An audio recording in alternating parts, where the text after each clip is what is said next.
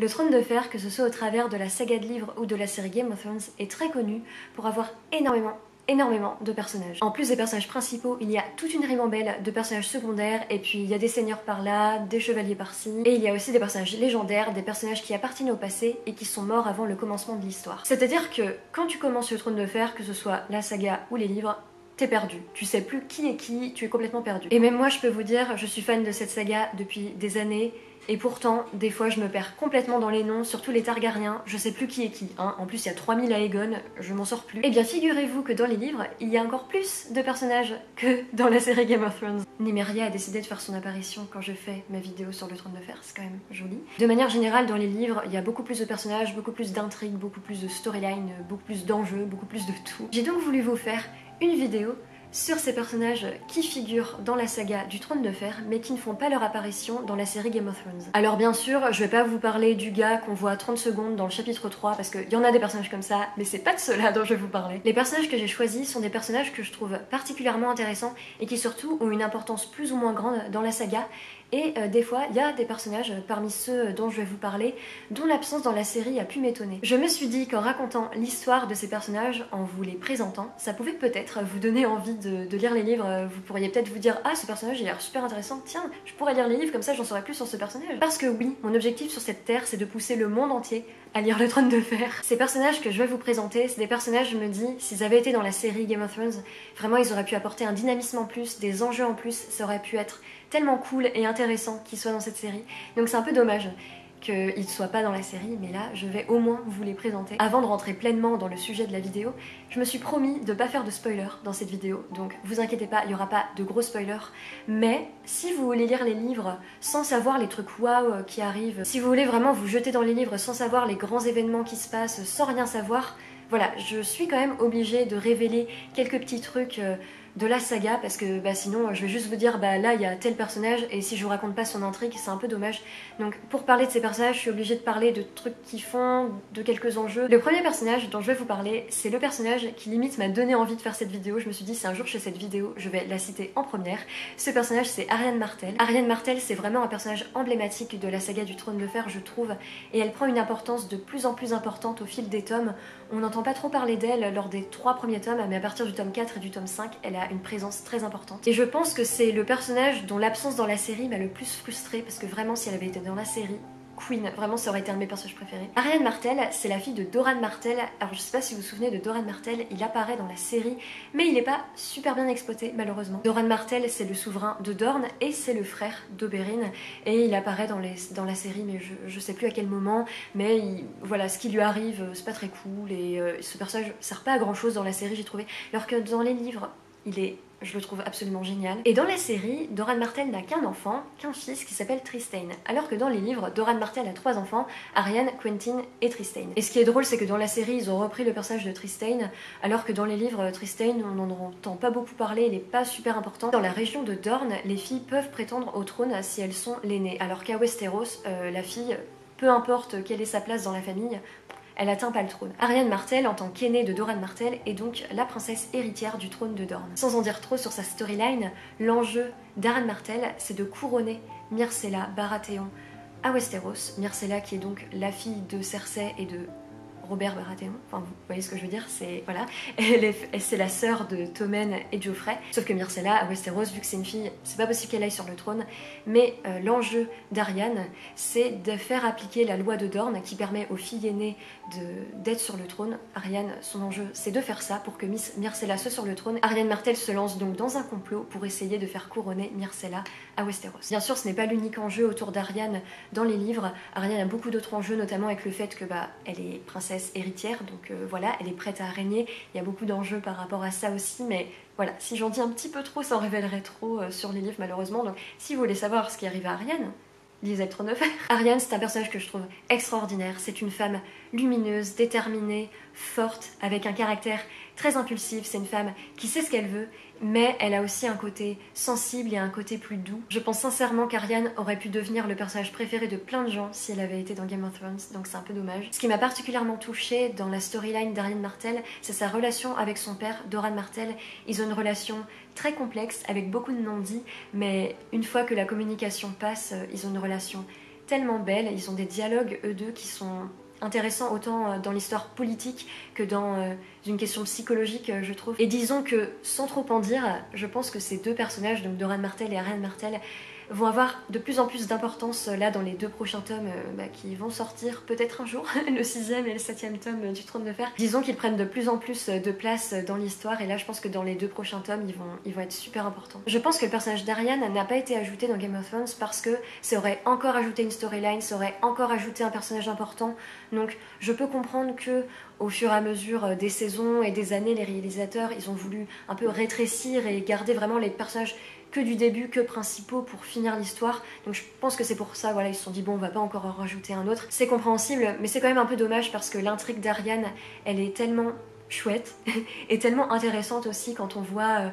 l'idée que à Dorne, les filles aînées peuvent devenir souveraines de Dorne. Rien que ça, je trouve que ça apporte une perspective en plus, un enjeu en plus. Et tout simplement, je trouve ça dommage par rapport au personnage d'Arianne Martell, qui est vraiment un personnage génial. Le deuxième personnage dont je voulais vous parler, c'est Quentyn Martell. Alors promis, je ne compte pas vous parler que des Martell dans cette vidéo. Quentyn Martell, c'est donc le frère d'Arianne Martell et le fils de Doran Martell. Contrairement à Arianne, Quentyn Martell n'est pas un personnage absolument capital dans l'histoire du Trône de Fer, et je comprends carrément pourquoi ils l'ont pas rajouté dans la série, mais je trouve qu'il a quand même une intrigue super intéressante. L'enjeu de Quentyn Martell dans la saga du Trône de Fer, c'est de se marier avec Daenerys Targaryen. Oui, la Daenerys Targaryen que tout le monde connaît. Son but, c'est de se marier avec Daenerys pour créer une alliance entre Dorne et les Targaryens. Donc Quentyn mène tout un périple pour rejoindre Daenerys à Meereen. Ils se rencontrent même à un moment donné. Voilà, après comment ça se passe? Est-ce que ça se passe bien? Est-ce que ça se passe pas bien? Est-ce qu'ils se marient? Est-ce qu'ils ne se marient pas? Je n'en dirai pas plus, si vous voulez savoir, lisez les livres. En plus de ça, l'histoire de Quentyn est super intéressante d'un point de vue littéraire et aussi d'un point de vue psychologique. Quentyn représente en quelque sorte la désillusion du garçon qui veut devenir héros, qui fait tout pour devenir un héros mais qui n'y parvient jamais et qui subit une désillusion parce qu'il voit que c'est pas aussi facile que dans les contes et que dans les chansons où tout de suite les grands héros sont très glorifiés et où tout semble fluide. Quentyn il se rend bien compte au bout d'un moment que voilà, il perd toutes ses illusions par rapport à ça. Le troisième personnage dont je voulais vous parler, c'est un personnage, s'il avait été dans la série, il aurait eu tellement de fans. Ce personnage, c'est Jon Connington. Jon Connington, c'était un proche de la famille Targaryen et c'était même le meilleur ami de Rhaegar Targaryen. Et au fur et à mesure de ce chapitre, on comprend qu'il avait des sentiments en fait pour Rhaegar. Alors c'est jamais dit explicitement, mais clairement quand on lit ces chapitres et qui parlent de Rhaegar, voilà, on sait ce que George a voulu faire. Il a été forcé à l'exil une fois que les Baratheons ont gagné contre les Targaryens et que les Targaryens se sont retrouvés tué, zigouillé. Jon Connington, c'est un grand combattant, il est stylé, il a des cheveux bleus, il est encore plus stylé. Et à un moment de la saga, il rentre dans une compagnie de mercenaires qui s'appelle la Compagnie Dorée et qui rassemble des chevaliers exilés comme lui. La Compagnie Dorée, je crois qu'elle apparaît à un moment dans la série, mais elle est pas trop exploitée. Je crois qu'on dit un peu, ah bah là c'est la Compagnie Dorée, mais après je sais plus trop, mais je crois pas que ça m'ait trop marqué, alors que dans les livres, là dans le tome 5, ça prend quand même un peu plus d'ampleur. Jon Connington, forcément, puisqu'il est en exil, il doit passer incognito, c'est pour ça qu'il a les cheveux teints en bleu, et il se fait aussi appeler Griff. D'ailleurs j'ai une théorie par rapport à Jon Connington, mais je crois que ça va être un petit peu spoilant, je sais pas si ça se dit spoilant, bon bref. Si vous avez vu toute la série, ça vous spoil pas, mais si jamais vous voulez lire les livres sans rien savoir, ça va être un petit peu spoilant, donc je vais mettre un timer comme ça, voilà, si jamais vous voulez passer. Mais en tout cas, si vous avez vu la série, c'est bon. Pour moi, si Jon Snow s'appelle Jon, c'est par rapport à Jon Connington, parce que Jon Connington, c'est le meilleur ami de Rhaegar. Rhaegar, son fils naît. Pour moi, il l'a appelé Jon par rapport à son meilleur ami, Jon Connington. Oui, parce que dans la série, ils font en sorte que Jon Snow, son vrai prénom, son nom de naissance, ce soit Aegon, mais c'est totalement incohérent, parce que Rhaegar, il a déjà un fils qui s'appelle Aegon. Vous pensez vraiment qu'en ayant un deuxième fils, ah tiens, je vais l'appeler pareil que mon premier fils? Ça n'a aucune cohérence, je sais pas pourquoi ils ont fait ça dans la série. Et en plus, deuxième incohérence, quand Jon Snow naît, Rhaegar, il sait bien que ce fils est illégitime et il sait bien que ce fils sera obligé de se cacher toute sa vie. Vous pensez vraiment qu'il l'aurait appelé Aegon, un nom qui fait grave Targaryen? Non, il cherche un nom qui fasse à la fois un peu, voilà, qui peut un peu se camoufler partout, et un nom en hommage à son meilleur ami, donc il l'appelle Jon. Après voilà, ça reste ma théorie, peut-être que George dans les livres il va dire ah bah non, Jon depuis le début il s'appelle Aegon, mais j'avoue que je trouverais ça très incohérent, je comprends pas pourquoi il aurait fait ça, mais bon, ça c'est un autre débat. Ce que j'aime particulièrement avec le personnage de Jon Connington, c'est que pour moi, il symbolise vraiment l'essence même du Trône de Fer. c'est un grand combattant, un combattant même légendaire, mais en même temps avec ce qui lui arrive, donc l'exil, et par rapport à son lien avec les Targaryens qui sont tous retrouvés morts, et par rapport à son lien avec Rhaegar Targaryen. Dans ces chapitres, on voit les souvenirs qu'il a avec Rhaegar, il y a vraiment une grande touche de mélancolie et de nostalgie, et aussi on voit la réalité de l'horreur de la guerre, parce que Jon Connington, il a vécu la guerre, donc il a des traumatismes par rapport à ça, et en plus il a vu la famille dont il était proche et la personne dont il était le plus proche, Rhaegar, qui sont morts à cause de cette guerre. Jon Connington, il représente cette figure du héros, ce grand combattant, mais qui en même temps a des traumatismes, mais qui en même temps apporte cet aspect de mélancolie et de nostalgie qui est très propre et très représentatif au Trône de Fer. C'est pour ça que je trouve que ce personnage rassemble vraiment en lui-même tous les messages que le Trône de Fer cherche à passer. C'est-à-dire l'aspect héroïque qui peut être glorifié, mais en même temps voilà, la réalité de l'horreur de la guerre, la mélancolie, la nostalgie. Mais l'intrigue de Jon Connington est surtout très liée au prochain personnage que je vais vous présenter, qui est Young-Griff. Young-Griff serait supposément le fils de Jon Connington, et comme Jon Connington se fait surnommer Griff pour ne pas se faire reconnaître, du coup, Young-Griff se fait appeler Young-Griff. Mais cette identité serait apparemment fausse, et là ce que je veux vous dire, c'est un sacré spoiler. Si vous voulez vraiment vous lancer dans la saga du Trône de Fer sans savoir les trucs waouh qui se passent, et vraiment en ayant la surprise, là c'est quand même un gros truc, mais c'est quand même un truc qui peut vous dire « Ah, c'est tellement intéressant que j'ai envie de lire les livres ». C'est pour ça que j'ai envie de le dire. Le fait que Young-Griff soit le fils de Jon Connington serait en fait une fausse identité, car Young-Griff serait en réalité Aegon Targaryen, le fils de Rhaegar Targaryen, donc le cousin de Daenerys Targaryen, et donc par extension l'héritier légitime au Trône de Fer. Donc l'enjeu autour de Jon Connington et du personnage de Young-Griff est en gros de mettre Young-Griff sur le trône, et donc de remettre les Targaryens sur le trône. Mais là, au point où on en est dans l'histoire, on sait pas si cette histoire est vraie ou fausse. On voit Jon Connington parler de ce plan à certains autres personnages, je sais plus exactement lesquels, mais on le voit dire « Oui, alors je le fais passer pour mon fils, mais en fait c'est Aegon Targaryen parce que je veux remettre les Targaryens sur le trône. » Voilà, en gros, il dit ça. Et nous, en tant que lecteurs, on sait pas si il ment ou si c'est vrai. Parce que c'est tout à fait possible que Jon Connington mente et se serve de ce garçon pour faire croire au retour des Targaryens et pour rendre le Targaryen au trône, parce que Jon Connington, lui, il est team Targaryen, donc évidemment, lui, il considère que Robert Baratheon, c'est un usurpateur, il considère les Baratheons comme pas légitimes au trône, donc lui, son but, c'est vraiment de remettre les Targaryens sur le trône. Donc voilà, on sait pas du tout si cette histoire d'Aegon, faux Aegon et tout, on sait pas si c'est vrai ou pas. Au début, quand je lisais les livres et quand j'ai vu où cette histoire commençait à partir, où j'ai vu où George commençait à nous emmener, je me suis dit, mais George, il reste 2 tomes du Trône de Fer, et toi tu rajoutes encore une storyline comme ça, tu rajoutes encore un enjeu comme ça.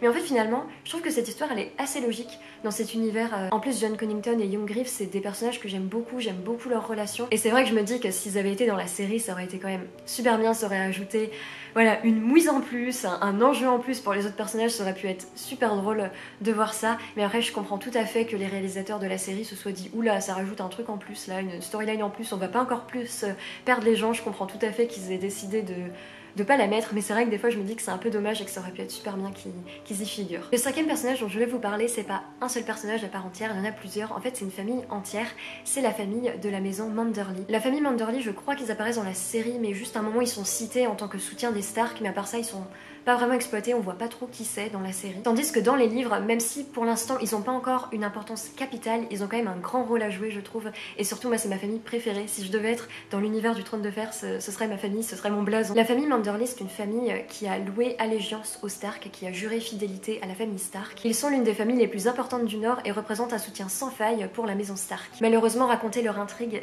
révélerait beaucoup trop de choses qui peuvent être considérées comme des spoilers. En tout cas, ce que je peux dire, c'est que après le Red Wedding, donc le Red Wedding, si vous voyez ce que c'est, voilà, si vous voyez pas ce que c'est, je dis juste le nom de l'événement, comme ça je n'en dis pas plus sur la chose. Après le Red Wedding, la famille Manderly se voit obligée de se rapprocher de la famille Bolton et de la famille Frey, qui sont du coup les ennemis de la famille Stark. Est-ce que ce rapprochement, est-ce que cette proximité est un double jeu ou est-ce que c'est sincère ?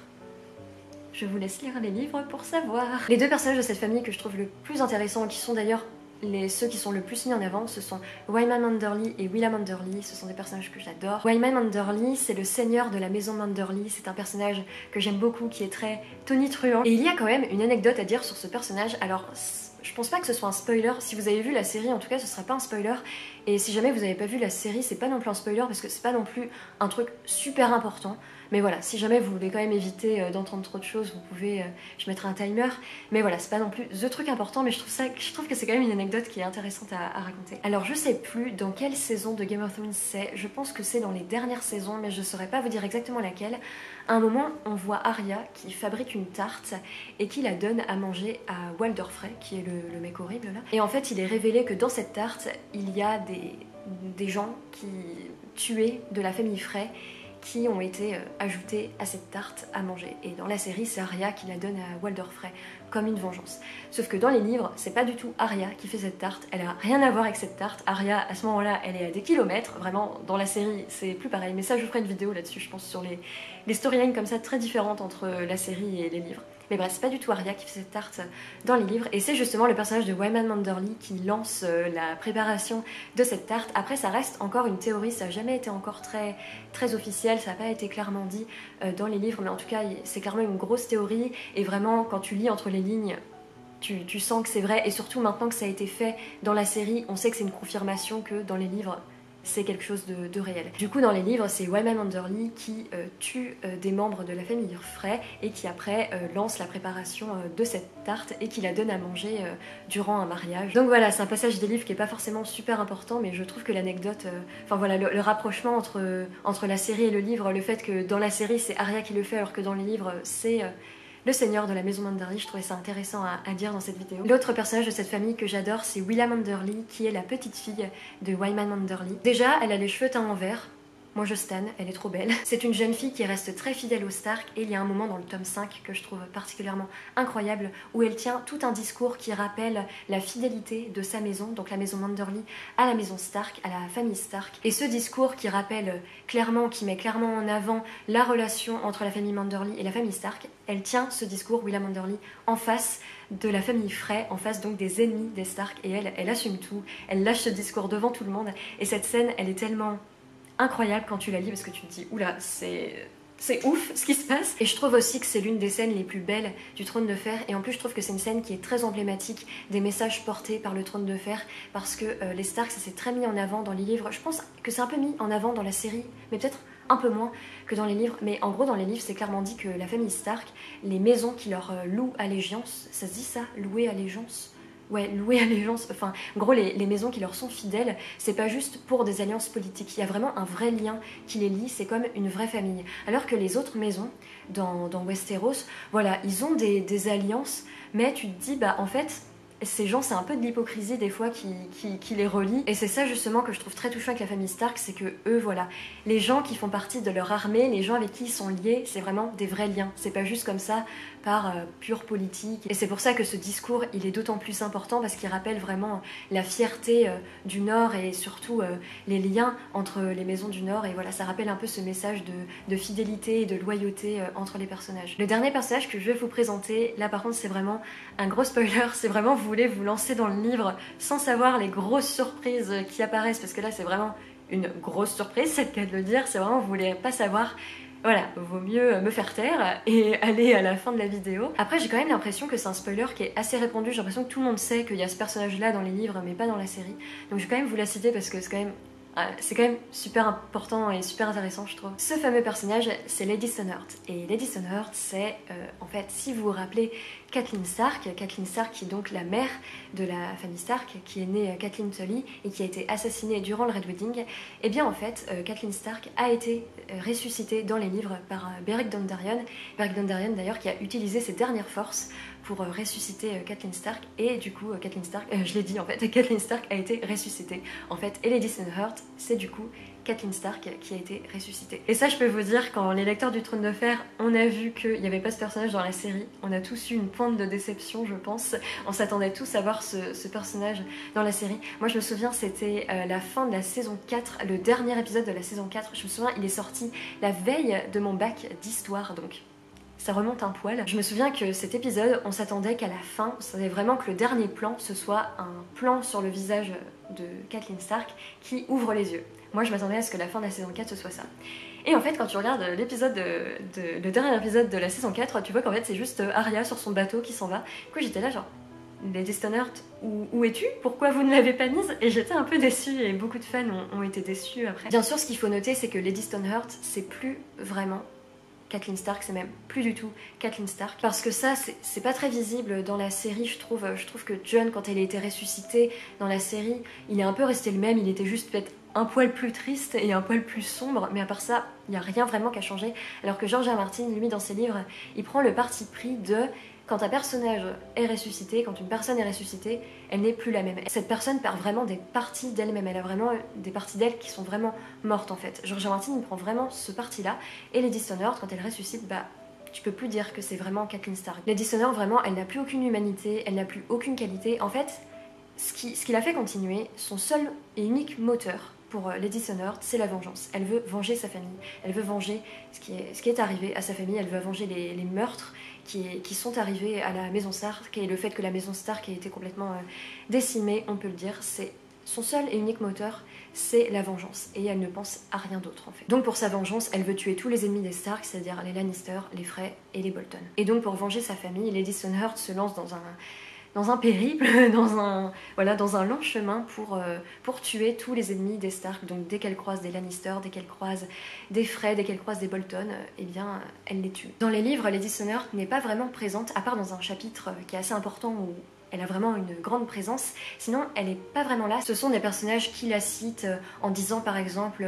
On raconte dans les lointaines contrées qu'une femme qu'on surnomme Lady Stoneheart tue quiconque sur son passage, quiconque lui est ennemi. C'est un peu une présence fantomatique, c'est un peu une légende en fait, Lady Stoneheart à Westeros. Et c'est une légende quand même qui représente une grosse menace pour quiconque est ennemi au Stark. Si Lady Stoneheart n'a pas été rajoutée dans la série, je pense que c'est parce que les réalisateurs voulaient vraiment marquer le coup avec la résurrection de Jon Snow qui a quand même été, c'est quand même été un moment qui a vraiment fait du buzz parce qu'à la fin de la saison 5, tout le monde était dans l'incapacité de dire si Jon Snow allait être ressuscité ou pas.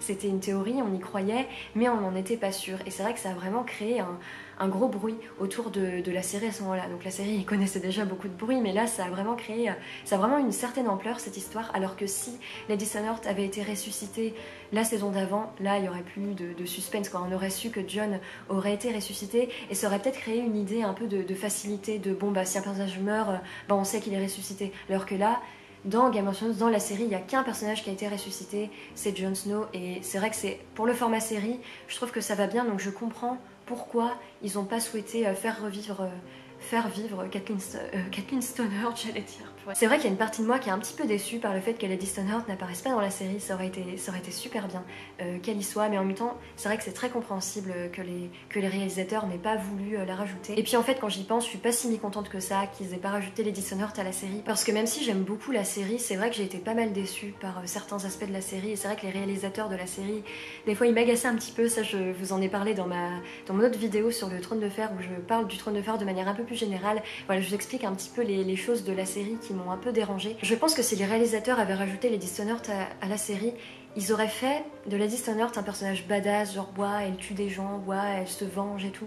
Alors que moi, l'histoire de Lady Stoneheart, je la trouve pas badass du tout. Je la trouve super triste en fait. En fait, Lady Stoneheart, c'est Catelyn Stark qui a vécu les horreurs de la guerre parce qu'elle elle a vécu la guerre, elle l'a vue, elle a vécu la mort de son mari, la mort de son fils, elle a vu son fils mourir devant ses yeux, elle a vu tous ses alliés mourir devant ses yeux, elle a vu tout ça, et là elle se fait ressusciter, et le seul truc qui l'anime, c'est la vengeance, et de tuer des gens pour se venger, et aussi ce qu'on comprend avec le manque d'humanité de Lady Stoneheart, et ce qui prouve à quel point elle est différente de Catelyn Stark, c'est que Lady Stoneheart, je pense, si elle revoit ses enfants, si elle revoit par exemple Arya et Sansa, je pense qu'elle aurait zéro émotion. Et c'est vrai que ça c'est un truc qui m'horrifie dans les livres, et qui je pense pourrait juste me détruire. J'ai vraiment peur que Arya et Sansa tombent sur Lady Stoneheart un jour, et juste imaginez, enfin ça va juste me détruire. Et c'est pour ça voilà que moi personnellement je trouve pas que Lady Stoneheart ce soit forcément badass, je trouve ça cool, tu vois, c'est vrai que si elle avait été dans la série j'aurais trouvé ça cool, mais moi son histoire je la trouve juste super triste. De toute façon moi il y a plein de trucs du Trône de Fer que plein de gens trouvent badass et moi je suis juste là genre c'est juste triste en fait. Mais par contre je pense que les réalisateurs de Game of Thrones se sont servis de Lady Stoneheart pour mettre un peu de cette idée de vengeance et tout dans l'histoire d'Arya, et notamment moi je trouve qu'il y a beaucoup de ressemblances entre l'histoire de Lady Stoneheart et l'histoire d'Arya, et notamment dans l'idée que c'est des personnages qu'on fait passer pour badass alors qu'en fait leur histoire est juste super triste. Arya, ce qu'il faut pas oublier, c'est que c'est une enfant de 11 ans qui tue des gens parce qu'elle est traumatisée et qu'elle peut pas faire autrement pour survivre. Et ça c'est un aspect qui m'a beaucoup déçu dans la série. Moi je trouve que la série transforme trop les personnages comme étant badass et tout, alors que tous les personnages, même Jamie, même tous les personnages, c'est des personnages qui sont juste traumatisés et qui font des choses affreuses parce qu'ils sont traumatisés en fait. Et c'est pour ça que la série m'a un peu déçue sur certains aspects. Donc c'est pour ça que je me dis, voilà, Lady Stoneheart n'est pas apparue dans la série et c'est vrai que ça aurait pu rajouter vraiment une dynamique et un peu un personnage légendaire un peu comme ça, un peu chouette, mais d'un autre côté je me dis bon, est-ce que ce serait pas pour le mieux que Lady Stoneheart reste dans les livres comme ça? Bah dans les livres, il y a quand même des personnages en plus que dans la série. J'espère que cette vidéo vous a plu et vous a donné envie de vous jeter irrépressiblement sur la saga du Trône de Fer. Là, je vous ai cité plusieurs personnages qui apparaissent dans les livres du Trône de Fer mais qui n'apparaissent pas dans la série Game of Thrones. Mais bien sûr, il y a plein d'autres personnages qui sont dans les livres et pas dans la série. Donc si jamais vous voulez une partie 2 de cette vidéo, n'hésitez pas à me le dire en commentaire, ça me ferait super plaisir. Il y a déjà plusieurs petits personnages comme ça où je me dis ça pourrait être intéressant que j'en parle parce qu'ils sont dans les livres, ils ont quand même un rôle à jouer dans les livres, mais ils n'apparaissent pas du tout dans la série. D'ailleurs, bien sûr, si vous avez une autre idée, une autre volonté de vidéo autour de l'univers du Trône de Fer, n'hésitez pas à me le faire savoir en commentaire. Moi, de toute façon, tant que je peux parler du Trône de Fer, je suis heureuse. Donc, je peux faire n'importe quelle vidéo sur le Trône de Fer, tant que je peux blablater toute seule devant ma caméra sur le Trône de Fer, moi je suis juste trop contente. Et là, j'ai juste été trop contente de faire cette vidéo et de mettre en avant des personnages que j'aime trop et qui ne sont pas suffisamment connus parce qu'ils n'apparaissent pas dans la série. Donc n'hésitez pas à me le faire savoir en commentaire si ce concept de vidéo vous a plu. Si cette vidéo vous a plu, n'hésitez pas à mettre un pouce en l'air. Je dis jamais ça, normalement je dis n'hésitez pas à liker, mais là je sais pas, j'avais envie de dire mettez un pouce en l'air, voilà. N'hésitez pas à commenter et si mon contenu vous intéresse, n'hésitez pas à vous abonner à ma chaîne, ça me ferait super plaisir. En attendant, prenez soin de vous, faites attention à vous et moi je vous dis à très bientôt pour une prochaine vidéo. Bye!